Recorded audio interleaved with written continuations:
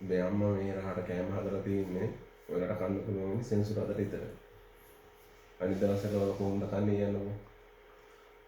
මොකද අපි දෙන්නා වැඩට යනකොට සවුන්ඩ් උදේම නැගිටලා ඉවරලා සවුන්ඩ් වැඩට යනවා.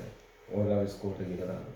ඊට පස්සේ ආය සිකුරාදා වෙනකම්ම එකම විදිය තමයි. පාස්තා ටිකක් හදලා දෙනවා ඔයාලට කන්න. ඒව කනවා නැත්නම් ඉස්කෝලේ දෙන කෑම ටික නේ ඔයාලට කන්න ඕනේ. සෙනසුරාදාට විතර තමයි සෙනසුරාදාට විදිහට විතර තමයි අපට මෙහෙම කන්න හම්බෙන්නේ.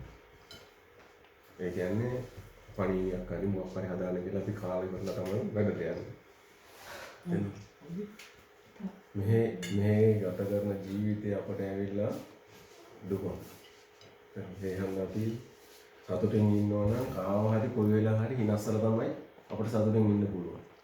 ඒ හන්දා ඔයාලා කන වෙලාවට හරි කෑම කන වෙලාවට හරි ඔයාලත් එක්ක මම නිතරම ඉන්න වෙලාවට හරි මොකක් හරි ඔයාලට කියලා දෙන්නේ hina වෙන්න කියලා ඒ හන්දා.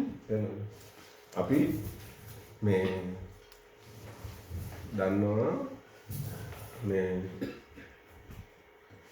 ඉපදෙනකොටම අපි අඬාගෙන එනකොටම අපේ අම්මා වන්න ඕනේ. අපේ අම්මා වන්න තමයි අපි මේ ලෝකෙට එන්නේ. අපි යනකොට මේ ලෝකෙන් යනකොට අපිට ආදරය කරපු අයව අපිත් එක්ක හිටපු අයව යාළුවෝ නෑදෑයෝ හිතවත්තු සේරම වන්නවල තමයි අපි මේ ලෝකෙන් යන්නේ. ඒ අතරතුර කාලේ ජීවත් වෙන කාලේ තියෙනවානේ.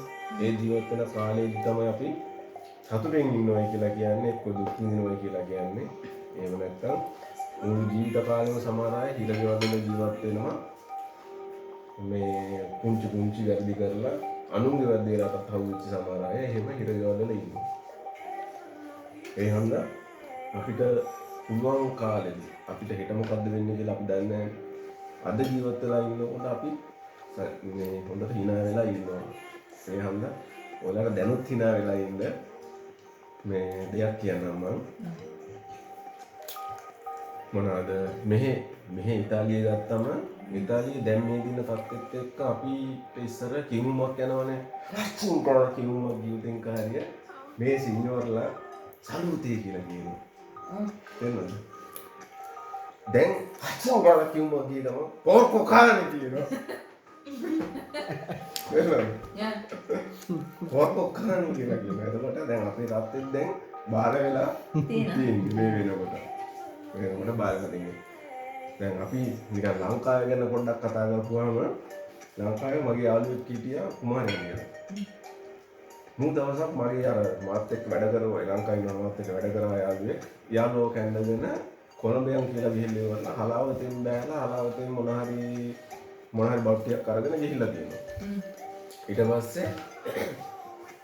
ඊට පස්සේ කොහොම හරි දවස් 5කට පස්සේ මට කොළඹ යන්න ඕන වෙලා ඉවරලා මම මොනවද කරපුවාට කොළඹ යන්න ලෑස්තිලා මම ගලහවා ටියුරියා ඔබ එනවාද කොළඹියන් මෙහෙම වරින් යන් කියලා කොහොමද මම ඇඳගෙන ඉන්න පටස් කාලා ගිහලා මම ඇඳගෙන ආවා. ඇඳගෙන එක දැන් අපි දෙන්න කොහමද මාම්පුඩි හන්දියේ ගිහලා මාම්පුඩින් බාසියෙන් නැගලා පාරාවිට ගිහලා පාරාවෙන් බෑලා දැන් යනවා කොළඹ යන්න. කොළඹ යන්න ගිහිල්ලා ටික වෙලාවක් ඇද්දි මම අර ඉස්සරහ හිටියේ මට පොඩ්ඩක් නිින්ද ගියා. දැන් මුක හැරෙනවා බබයි මේ කොළඹ පහුවෙලා යනවා කියලා. කොළඹ පහුවෙලා යනවා කියලා.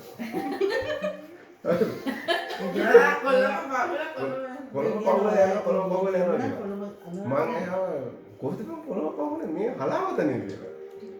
මාගේ කුමාරයා එදා දැන් සද්දයකට කෙනෙක් කොළඹ කියලා පෙන්නුවේ මේ තමයි. බලන්න කුමාරයා ඇවිල්ලා කොළඹට ඇවිල්ලා මේ කොළඹ කියලා හලාවත කියනවා.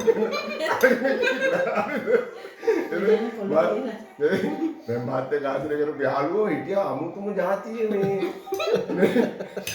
වික්‍රම කරන જાතිය. ඊට පස්සේ මම හරි බා මේ කොළඹ තමයි බයි කියලා බෑලා හලාවතින් බඩවර මහත්දිය හැන්න.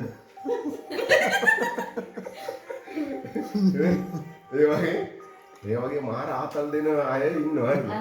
තවර මං ගිහලා මගේ යාළුවට කිව්වා මේ ආබා උඹ මේ වගේ විස්තරයක් කියනවා ටියුරියනේ. ඔව් බං මේ කියලා මට විස්තරේ මට කිව්වා. ඊට පස්සේ මම ඉඳලා කිව්වා බලපන් කොහොමද යනකොට කෑ ගහවනේ බස් එක පිරෙන්නම කෑ ගහවනේ කොළඹ පවුණා කියලා. කොළඹ පවුණා කියලා. මිනිස්සු ඔක්කොම මගේ දිහා බැලුවා. මේ මම තරම් බැස්සපම් බස් එකේ ඉන්න බැරි කියලා. බපු අල්ලන් ඉඳලා ඉඳලා ඒ වගේ මාර පට්ට ආකල් දෙනවා හරිද? මිනිස්සුන්ට. එහෙම යනවා හරිද?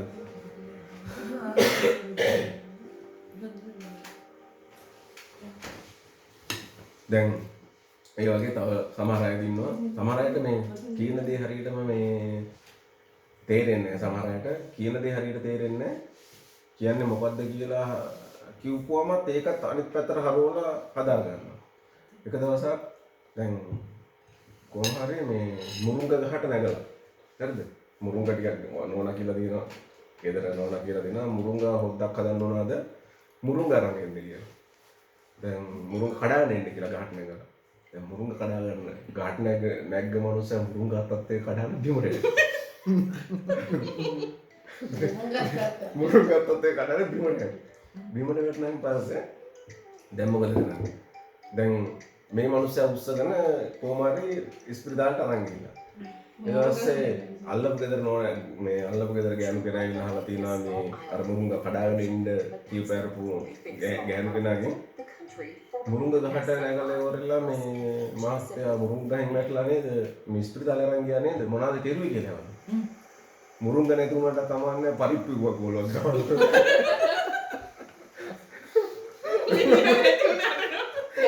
ඌ මැරුණත් කවන්නේ අර හොද්දගෙන තමයි කල්පනාවෙන් ඉඳලා තියෙන්නේ. ඊට පස්සේ කොහමද දැන් ඉස්පිරිතාලේ ඔක්කොම මේ වෙලාවට ඉස්පිරිතාලට අරන් ගියානේ. දැන් මුරුංග ගහෙන් වැඩි තින්නේ මේ ඉස්පිරිතාලට අරන් ගියාම ඉඳලා දොස්තර මහත්තයා කිව්වලු මේ තව පැයකට එකමාරකට කලින් ගියනම් තියෙන කාර්යය කොහොම හරි මේ ජීවිතේ බේර ගන්න තිබුණා. දැන් ඉතින් මේ හරියන්නේ නැහැ මෙයා ඉවරයි. කියලා එහෙම කිව්වලු. මෙයා ඉවරයි දැන් මෙයා මරුණා. මේ කනගාටුයි අපිට බේර ගන්න බැරුව ගියා කියලා. දොස්තර මහත්තයා කියලා ගියා.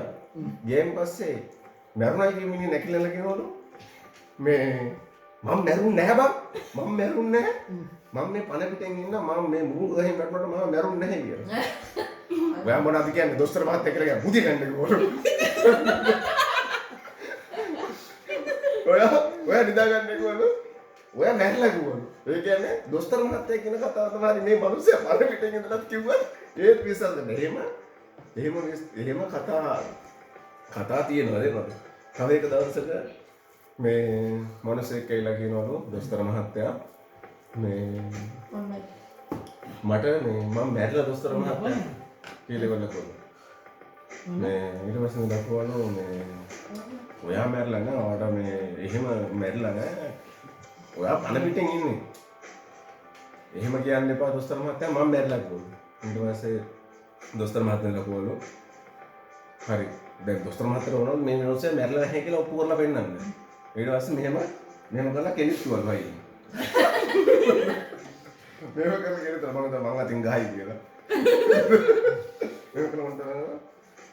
ඔව් මහත්තයා මේ ඔව් දොස්තර මහත්තයා මේ ඒකනේ නම් මැරුණා වුණාට මට දෙවිල්ල වගේ දැම්මන්නේ කියලා. ඒකනේ මම කිව්වේ මැරිලා නැහැ කියලා. ඔය මැරිලා නැහැ කොහොමද?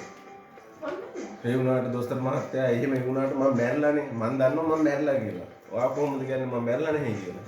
ඊට පස්සේ දොස්තර මහත්තයා කිව්වලු නෑ නෑ මම මැරිලා ඉන්නේ. දැන් මම ඔයත් කතා කරනවානේ බලන්න මම ඔයත් කතා කරනවා. එතකොට ඔයා මැරිලා නැහැනේ. ඒක නෙන්න මට පුදුමයි. මම මැරිලා ඔයත් කතා කරනවා. මම මැරිලා ඔයත් කතා කරනකොට ඊට පස්සේ නේද දොස්තර මහත්තයා දැන් දොස්තර මහත්තයාට මෙයා මැරිලා නැහැ කියලා ඔප්පු කරන්න ඕන. ඊට පස්සේ දොස්තර මහත්තයා කොහොම හරි ඔන්න බලන්නකො මම දැන් මේ ලේ ගන්න මේ ඉන්ජෙක්ෂන් එක ගහලා මම ලේ ගන්නවා. හොඳට බලා ගන්නකොට ඉන්ජෙක්ෂන් එක ගහවලු ගහලා ඉවරලා දැන් ලේ ගත්තා දොස්තර මහත්තයා. අරගෙන කොහොම මේ බලන්න දැන් මම මැරිලා නැහැනේ. මගේ ලේ එනවා. හරිද? දැන් ඔයාගේ බලන්න මම ලේ අරන් පෙන්නන්නම් කියලා ඉවරලා ගැහුවලු ඉන්ජෙක්ෂන් එක මෙහෙම කරලා ගහලා ඇදලා ගත්තලු ලේ. ලේ අරගෙන ඉවර කරනකොට බලන්නකො ඔයාගේ ලේ එනවනේ. මෙහෙම කරලා දොස්තර මහත්තයා දිහා බලලා කොහොමද ඔයා මාර පුදුමයක් කරුවේ කොහොමද මැරිච්ච මිනිහගෙන් ලේ ගත්ත නේද කියලා. මැරිච් මිනිහා ගැන්ගෙන ලේ ගත්ත නේද කියලා. ඒ කියන්නේ අපි මේ අපිට දැන් ඔය කතාවෙන් අපිට දැන් කාට හරි පොඩ්ඩක් හරි hina වෙන්න තමයි අපි මේ දේවල් කියන්නේ. අපිට පුළුවන් වෙලා තියෙන්න ඕන මේ කොහොම හරි hina වෙලා සතුටෙන් ඉන්න දෙන්න. hina වෙලා සතුටෙන් ඉන්න.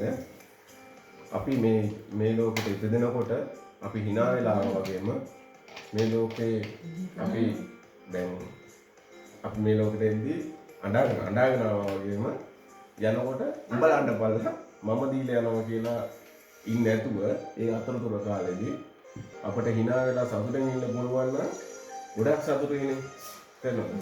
ඔයාලටත් ඒ විදිහට සතුටු වෙන්න පුළුවන් නම් කවදාවත් හෙට උදේට හිනස්සලා ඒ කියන්නේ කනුන් ගැන හොයලා නෙමෙයි.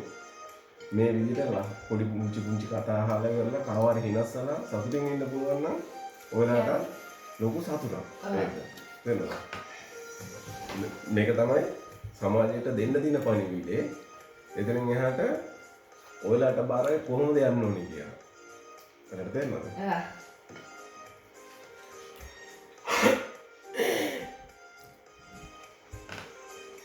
තමනද කියන්නේ තමන් හරි කියන්නේ ඔයාලට මේ කතාවේ මොන හරි ගන්න දෙයක් තියෙනවද? මාසි ඔයාලට මොකද හිතෙන්නේ? මට මෙහෙමයි ජීවත් වෙලා ඉන්නකම් හොඳ දේවල් කරන්න ඕනේ අපි. මොකද අපි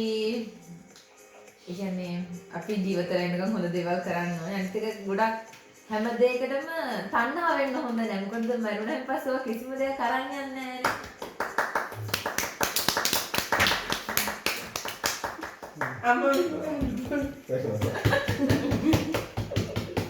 ඉරේසර මොකද කියන්නේ? ඕ නෑ මෙහෙම දැන් ඔය කතාවෙන් තේරෙන්නේ මේ අපි ජීවත් වෙලා ඉන්නකම් අනුන්ගේ දේවල් හොයන එක අඩු කරලා ඉන්නේ. හොයන්නේ නැතුව ඉන්න කිව්වට එහෙම දෙයක් වෙන්නේ නෑනේ. හොයන එක අඩු කරලා තමන්ගේ දෙයක් තියෙන දෙයක් බලාගෙන සතුටින් hina වෙලා ජීවත් වෙලා ඉන්නකම් සතුටින් ඉන්න එක තමයි මට තේරුනේ. ධෝනිට මොකද හිතෙන්නේ? ධෝනි ධෝනිට ඉතින් එක දේවල් හිතෙනවා හරිද? ධෝනි චූටිනේ. එයාන්ද ධෝනිට එක දේවල් හිතනවා. දැන් අපිට ධෝනිට තේරෙනවද? මෙහෙම මේ පණිවිඩය කියන්නේ කොහොමද නේද? අපිට දෙයක් කරන්න පුළුවන් හරිද? අපිට දෙයක් කරන්න පුළුවන්. නමුත් අපි ඒක අතහැරලා තියෙන්නේ. අපිට දෙයක් කරන්න පුළුවන්. අපි ඒක අතහැරලා තින්නේ කොහොමද නේද? අපේ හිතෙන් අපි අඩු කරලා තියෙන්නේ. ඒ කොහොමද නේද? චූටි දැන් පොඩි කාලේදී අලියෙන් ගෙනල්ලා ඉවරලා අලියාව බඳිනවා පිළ ගහක. තේරෙනවද? පිළ ගහක බඳිනවා. බල්ලෙක් බඳින දැන්වලකින් පිළ ගහක බඳිනවා. බැන්දන් පස්සේ අලියා උච්චර ලොකු වුණත් ඔය පිළ ගහ කඩාගෙන යන්නේ. ඇයි ඒ? මොකද හුරු පුරුදු වෙලා ඉන්නේ පොඩි කාලේ. පොඩි කාලේ ඉඳන්ම ඒ පිළ ගහේ බැඳලා තියෙනවා කියලා හුරු පුරුදු වෙලා ඉන්නේ. දැන් අලියා සද්දන්තෙක් වෙලා ඉන්නේ. දැන් මේ පිළ ගහ කඩාගෙන යන්න බැරිද?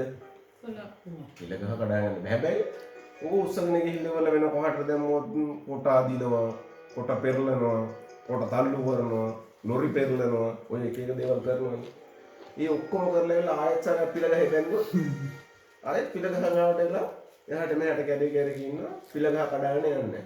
ඒ කියන්නේ තමන්ට පුළුවන් හැකියාව hina වෙන්න තමන් තුළ තියෙන හැකියාව එළියට දාගන්න නැතුව hina වෙන්න පුළුවන් වෙලාවක් අපිට තියෙනවා. අපිට hina වෙන්න පුළුවන් දේ අපි ගන්න නැහැ. අපි ප්‍රශ්න වලින් හිත පුරවගෙන තියෙන්නේ. මේ ප්‍රශ්න වලින් එළියට යන්න නම් අපි hina වෙන්න ඕන. මේ ප්‍රශ්න වලින් එළියට යන්න අපි hina වෙන්න ඕන. අන්න ඒක. ওই විදිහට hina වෙන්න ඕන. hina වෙලා හිටිය තරම තමයි අපට ප්‍රශ්න වලින් එළියට යන්න පුළුවන්.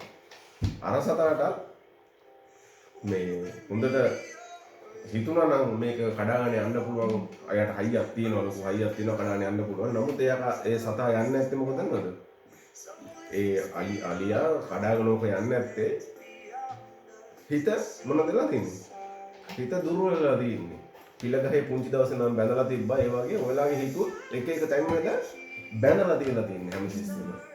මේවා කඩාගෙන අපි මොනවද කරන්න ඕනේ?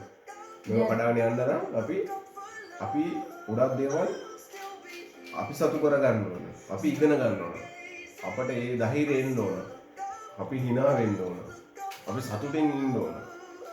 ණය බර එතකොට අපි අපේ ප්‍රශ්න ටික අපිට ගෙවල් හදන්න ඕන අපිට රස්සාවල් නැති ඒ ඔක්කොම දේවල් අමතක කරලා හොඳට hina වෙලා හිටියොත් අපිට හොඳ කොහොමද වෙන්නේ අඩුම තරම දවසක් හරි වැඩිපුර ජීවත් වෙන්න පුළුවන් වාසනාවක් උදා වෙනවා. ඒක තමයි ඔයාලට අද දවස් දෙන්න පුළුවන් පණිවිඩය. තේරෙනවද? ඒ අන්න මොනවද කරන්න ඕනේ? හොඳට hina වෙලා ඉන්න ඕන. සතුටින් ඒ ඔයාලගේ hina වෙලා කල අපි සතුටු වෙන්න ඕන. ආයෙත්